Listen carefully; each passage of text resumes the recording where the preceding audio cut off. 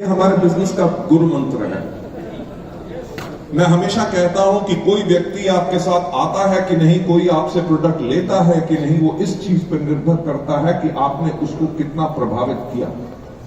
और आप किसी भी व्यक्ति को प्रभावित किस चीज से करते हैं? आप करते हैं अपनी कहानी से, कंपनी के टेस्टिमोनीज के बारे में, लोगों की सफलता के बारे में, प्रोडक्ट के टेस्टिमोनीज के बारे में, कैसे लोग दिन रात बढ़ रहे हैं, उनकी जब लोगों को कहानियां सुनाते हैं तो लोगों के ऊपर प्रभाव पड़ता है। और जब आप कहानियां सुनाते हैं तो आपका आत्मविश्वास बढ़ता है, क्योंकि आप असली और सच्ची कहानी सुना रहे होते हैं।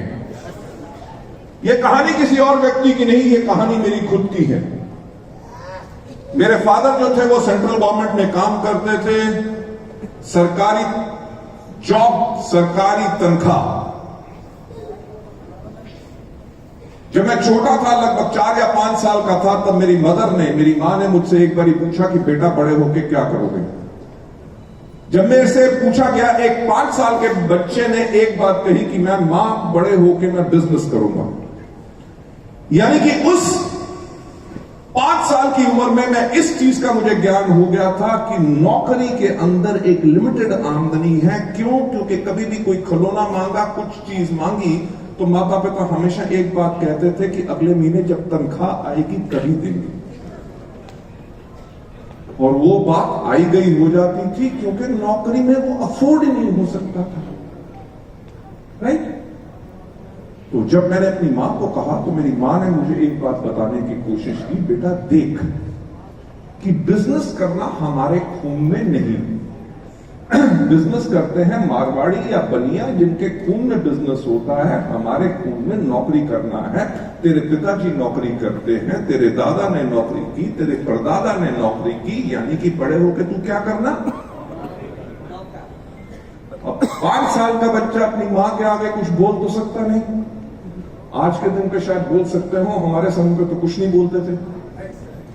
तो मैं चुप कर गया। उसके कुछ साल के बाद जो मेरे चाचा का बेटा था, वो लगभग 3 साल मेरे से छोटा है, वो उसने कहना शुरू कर दिया कि मैं बड़े होके बनूंगा पायलट। मेरे दोस्त कहते थे, कोई कहता था पुलिस में जाऊंगा, कोई कहता था आर्मी में जाऊंगा, कोई डॉक्टर बनना चाहता था। और एक ही था पूरे बच्चों के अंदर जो चुप रहता था, वो था मैं। तो मेरी मां ने फिर मुझसे पूछा कि बेटा बड़े होके क्या बनोगे? बाकी सब तो ये बनना चाहते हैं, तुम क्या बनोगे? मैंने कहा मां, आपको मैंने पहले बोला मैं बड़े होके करूंगा बिजनेस। अब मेरी मां बिल्कुल परेशान हो गई। उन्होंने कहा देख, ऐसा है कि बेटा कि बिजनेस करने के लिए चाहिए होता पैसा। तेरी 2 बड़े बहनें हैं, उनकी शादी करनी है, तेरी पढ़ाई में खर्चा होगा। जब पापा तेरे रिटायर होंगे, जो ग्रेच्युटी प्रोविडेंट फंड मिलेगा उससे एक छोटा सा घर बनाएंगे, जो पेंशन आएगी उससे हम अपना गुजारा चलाएंगे। तेरे को बिजनेस करने के लिए पैसा हम नहीं दे सकेंगे, इसलिए तू क्या करना? नौकरी। अब बात आई गई होगी।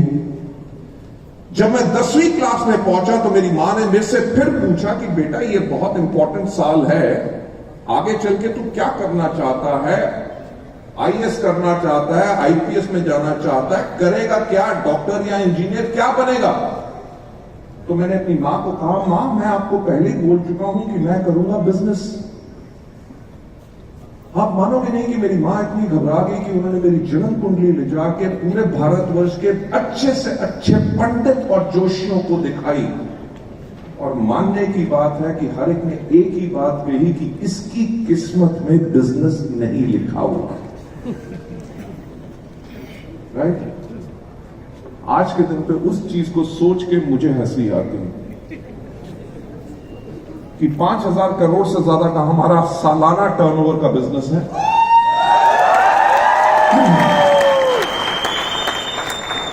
भारतवर्ष के अंदर हमारे 48 से ज्यादा ऑफिसेज हैं, 20 से ज्यादा वेयर हाउस हैं, 3,500 से ज्यादा हमारे डीएलसीपी और मिनी डीएलसीपी हैं। इंडिया के अलावा हम और जगहों पे हैं, और 20 से ज्यादा मेरी कंपनियां खुल चुकी हैं।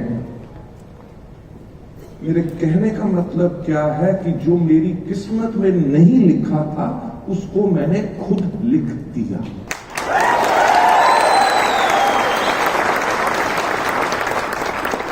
मैं वही चीज आपसे पूछना चाहूंगा कि क्या अपनी किस्मत खुद लिखना चाहोगे? तो पहली प्रेरणा जो वेस्टीज ने ताजमहल से ली कि सोचने की हिम्मत तो करो कि अगर ताजमहल को बनने में 22 साल लगे थे, वेस्टीज को अगर अगले 20 साल भी लगे, दुनिया की टॉप 10 डायरेक्ट सेलिंग कंपनीज के अंदर वेस्टीज आएगी। दूसरी प्रेरणा, ताजमहल को बनाने के लिए 20,000 लोगों ने 20-22 साल काम किया, यानी कि एग्जाम्पल ऑफ टीम वर्क। अलग अलग देश से, अलग अलग भाषा, अलग अलग रिलीजन, अलग अलग हुनर, पर सबका मकसद क्या था कि ताजमहल को बनाना है। अगर आप लोग अपनी जिंदगी बदलना चाहते हो तो टीम वर्क करना सीखो। आपकी टीम में जो भी व्यक्ति आए, अलग भाषा से हो, अलग रिलीजन से हो, अलग सोच से हो, अलग काम करने के तरीके से हो, पर उनको टीम में जोड़ के रखना वो आपका काम है, क्योंकि आप उस टीम के लीडर हैं।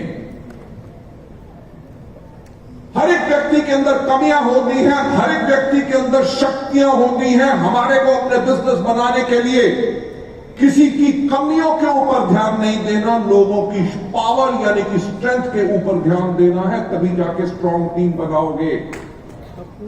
अगर यही सोचते रहोगे कि ये व्यक्ति मुझे पसंद नहीं, ये व्यक्ति मुझे पसंद नहीं, इसमें ये कमी है, तो जब एक उंगली किसी की तरफ देख कर रहे हो तो 3 उंगलियां आपकी तरफ भी आ रही हैं।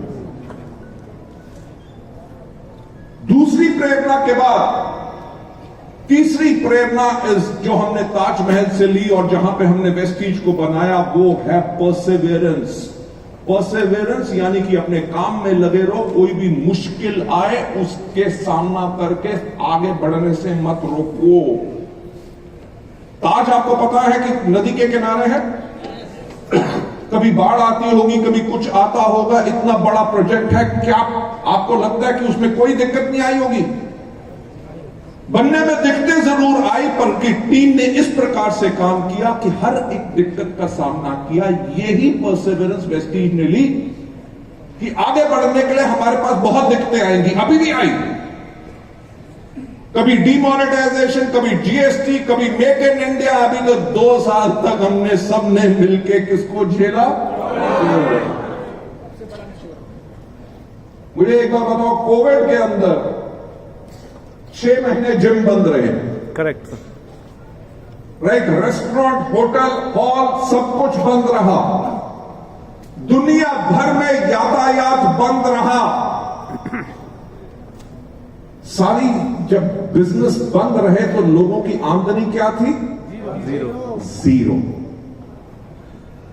जब सब कुछ बंद था, कि कर्फ्यू था, लॉकडाउन था, लोग सड़क पे निकल नहीं सक रहे थे, एक बिजनेस तब भी चल रहा था। वो कौन सा था? मुझे एक बात बताइए, कोविड के अंदर कभी आपका पे आउट क्या एक दिन भी डिले हुआ? यानी कि वही सीख हमने ताजमहल से ली थी कि जो हमारा मकसद है कि लोगों की मदद करना, उनकी जिंदगी बदलने के लिए, इतनी बड़ी जो मुसीबत दुनिया भर में आई थी और किसी को नहीं पता था क्या करना है, हमने तब भी अपने बिजनेस के अंदर कोई आंच नहीं आने दी और लोगों की जिंदगी को बिल्कुल सुरक्षित रखा। आप आज उस परिवार के साथ काम कर रहे हैं जिसकी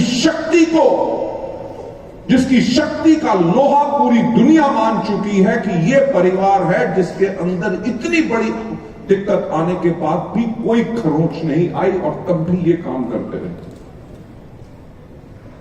last but not the least, Taj Mahal को बने हुए कितने साल हो गए? 400 साल। 400 साल के अंदर कितनी टेक्नोलॉजी बढ़ गई, कितनी इंजीनियरिंग बढ़ गई, पर दुनिया में ताजमहल कितने हैं?